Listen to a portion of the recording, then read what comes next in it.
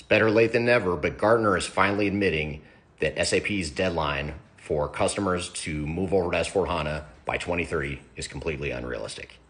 Now, when you dig into this article, what's really interesting is that the metric they share is that 60% of legacy SAP customers have not started their migration to S/4HANA, or they have no plans to by 2030.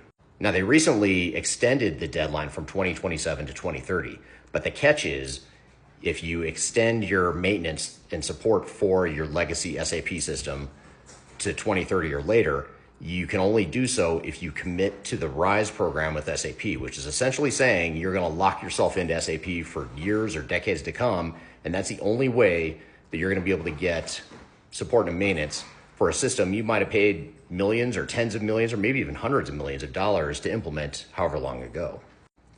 Now, keep in mind, SAP customers aren't average customers. These are big household names. They're consumer brands.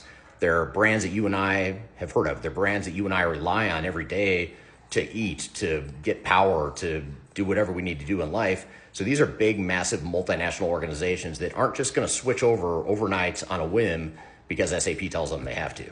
And the other interesting thing that this article uncovers that I hadn't really thought a lot about, but it's such a good point, is that companies are still paying maintenance to SAP to support their old system. So for example, a customer that implemented SAP ECC, say 10 or 15 years ago, they're still paying probably somewhere between 15 and 20% of their initial investment in the SAP product, the software.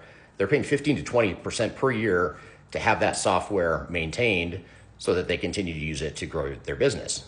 So it's interesting that SAP is saying, hey, we're going to cut that support. We're going to stop investing in R&D, even though you're paying us 15 to 20% of what you've already paid years ago in this big capital investment.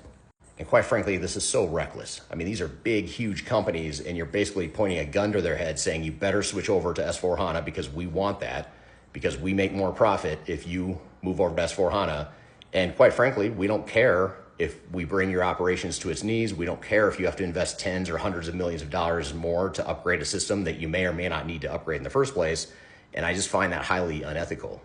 But I'm curious to hear what you think. If you're a CIO or a user of SAP, what are your thoughts here? If you work for SAP, what do you think? Do you feel like this is the right thing to do? If you're a consultant that's consulting clients, I'd love to hear your feedback. If you're any one of those people that are involved in this SAP community, I'd love to hear your thoughts below.